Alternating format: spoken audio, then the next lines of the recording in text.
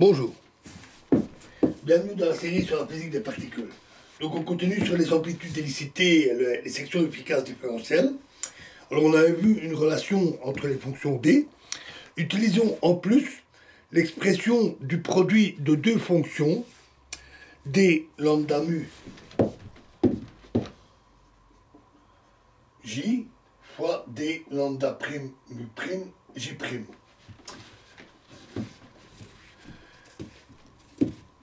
Et on peut obtenir ce produit en recourant à la somme sur une fonction. C'est égal à la somme sur L de C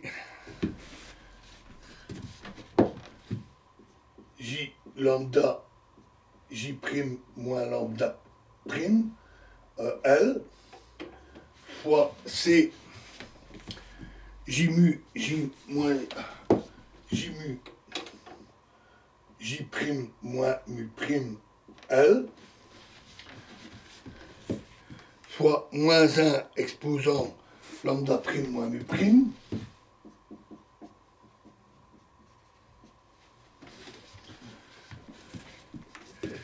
fois dl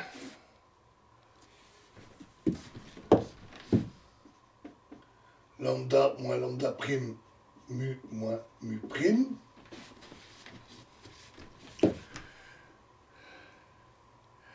où les C sont bien sûr les coefficients de Clebsch-Gordan.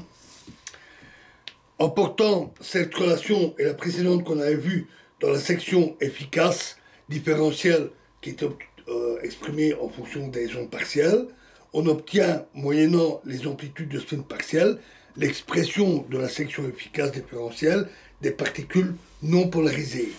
Donc on obtient des sigma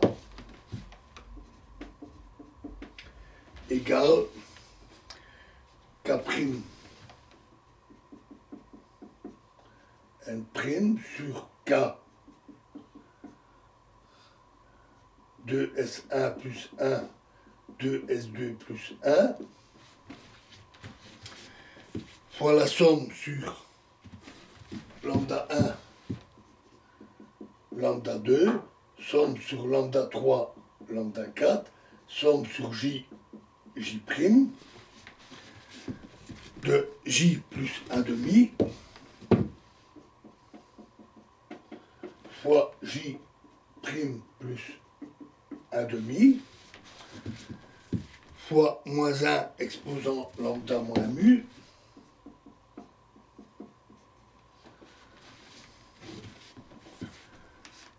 fois FJ lambda 1, lambda 2, lambda 3, lambda 4 fois FJ prime astérisque lambda 1, lambda 2, lambda 3, lambda 4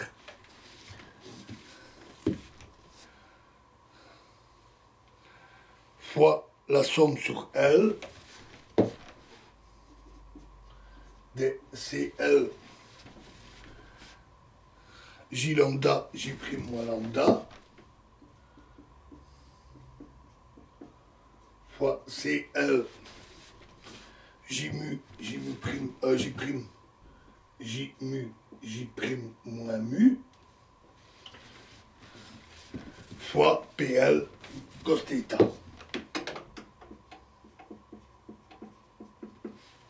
Donc voilà pour les sections efficaces.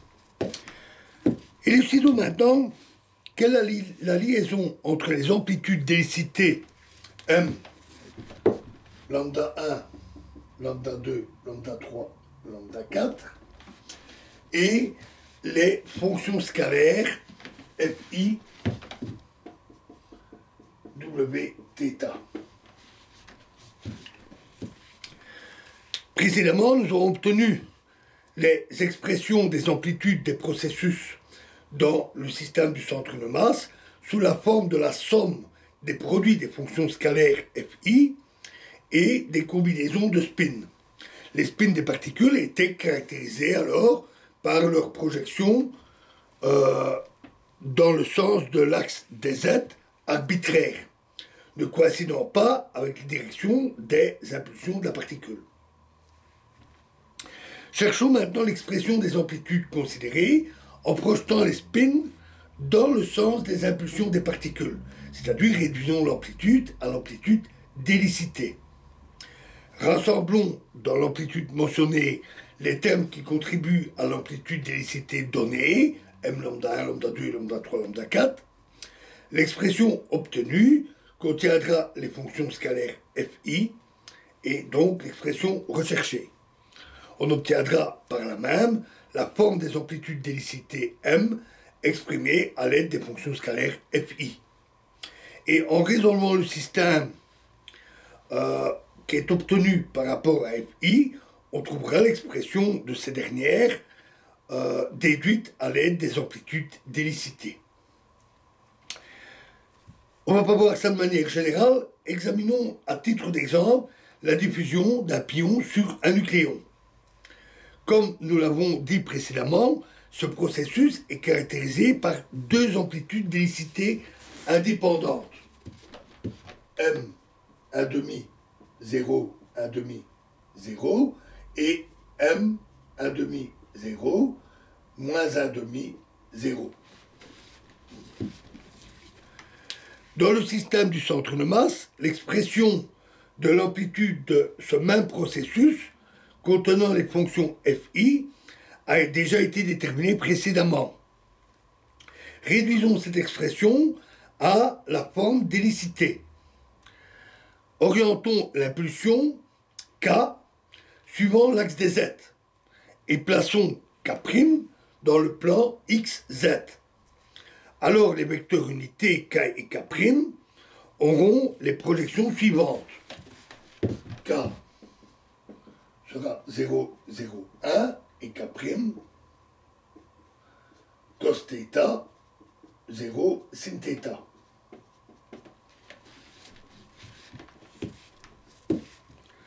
Excusez-moi, c'est l'inverse. Sin θ cos θ.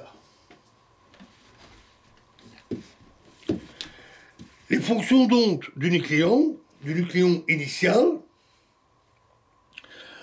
associées aux projections de spin suivant l'axe des z, c'est-à-dire pour lambda égale plus 1,5, et dans le sens contraire à l'axe des z, c'est-à-dire lambda égale moins 1,5, sont de la forme phi plus lambda égale 1,5 est égal à 1, 0.